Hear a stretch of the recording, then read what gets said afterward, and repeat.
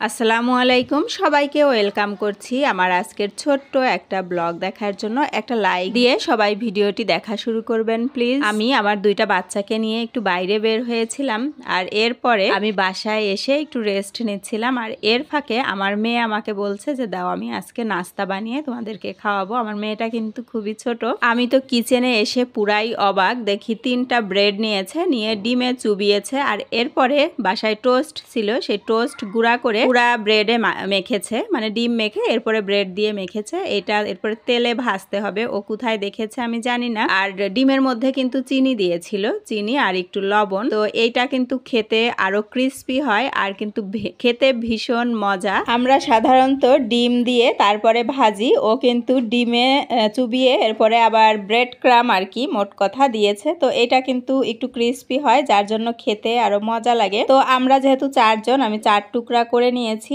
আর ওদেরকে বললাম ঠিক আছে বাসায় চকলেট সিরাপ আছে, আসো এর উপরে চকলেট সিরাপ দিয়ে খাই, তাহলে আরো বেশি টেস্টি হবে। তো আমরা কিন্তু চকলেট সিরাপ দিয়ে খাচ্ছি, এটা খুব মজা হয়েছে। এটা ভাজার সময় কিন্তু একটু অল্প আছে ভাজতে হবে, না হলে মাঝের যে অংশটা আছে ওটা কিন্তু কুক হবে না। আর এটা যদি বেশি তেলে ভাজা যায় তাহলে কিন্তু আরো বেশি ভালো হয়। তো আমি অল্প তেলেই ভেজেছি একটু সময় নিয়ে। আমার ভাইয়ের বাসা থেকে ভাইয়ের ছেলে এসেছে আমার বাসায়, তো ভাবি আমাদের জন্য আচার পাঠিয়েছে, জলপাই আচার বানিয়েছে। 2 রকমের আচার, একটা হচ্ছে মিষ্টি আচার আর একটা একটু টক ঝাল মিষ্টি। আচার খেতে কম বেশি সবারই কিন্তু খুব ভালো লাগে, আমার বাচ্চারাও মাঝে মাঝে আচার খায়, তো আমরাও কিন্তু খাই। আর যদি ঘরে বসেই এরকম রেডিমেড আচার চলে আসে তাহলে তো কথাই নেই। আর আচারটা আমি এখন একটা কাচের জারে রেখে দিলাম যাতে করে নষ্ট না হয়, এমনিতেও কিন্তু নষ্ট হবে না বাইরে থাকলেও। এরপরে সিরামিকের কিছু জিনিস আপনাদের সাথে শেয়ার করব।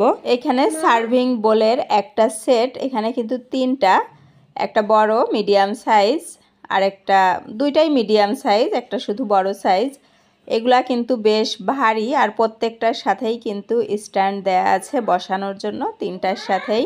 এরপরে বড় সড়ো একটা বোল, এটা কিন্তু কোনো সার্ভিং বোল হিসেবে ইউজ করা যেতে পারে, আবার আমার কাছে যেটা মনে হয় এটা ফুলের টব হিসেবে ইউজ করা যেতে পারে, কারণ এটা কিন্তু অনেকটা ডিপ। তো আমি নর্মালি বাসায় রেখে দিয়েছি।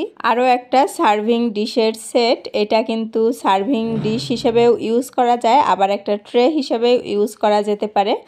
আর এইখানে কাচের 3টা বাটি, এটা কিন্তু ঢাকনা সহ 3টা 3 সাইজের, বড়, মিডিয়াম আর ছোট।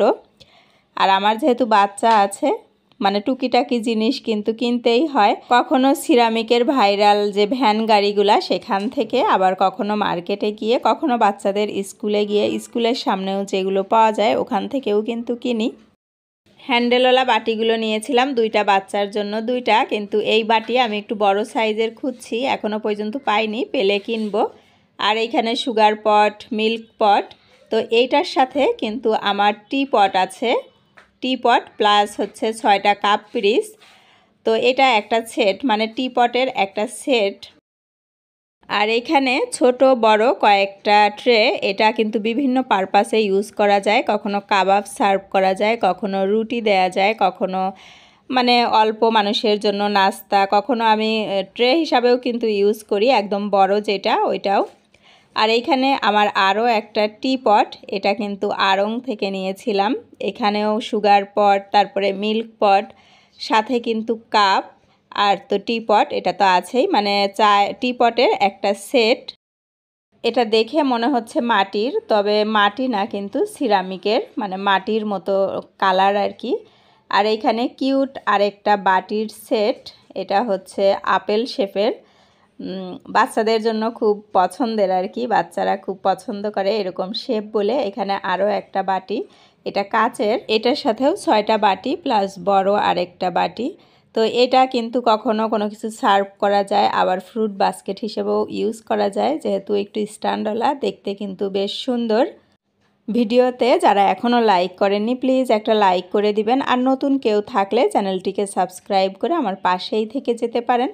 এখানে আরও একটা দেখতে পাচ্ছেন কতগুলো সার্ভিং বোল আর বাটি, ওটা হচ্ছে 6টা বাটি, আর এখানে কিন্তু 2টা বাটি এরকম হ্যান্ডেলওয়ালা, এটা কিন্তু দেখতে বেশ কালারফুল আর খুবই সুন্দর। আরও একটা সার্ভিং বোল আপনাদের সাথে শেয়ার করি, এটা কিন্তু দেখতে একটু প্লেটের মতো কিন্তু গর্ত, এটাতে হয়তো পাস্তা সার্ভ করা যায়, চাউমিন এগুলো সার্ভ করা যেতে পারে। কথায় কথায় আমি চলে এসেছি একেবারেই শেষ পর্যায়ে। আজকের মতো বিদায়। সবাই ভালো থাকুন, সুস্থ থাকুন। আল্লাহ হাফেজ।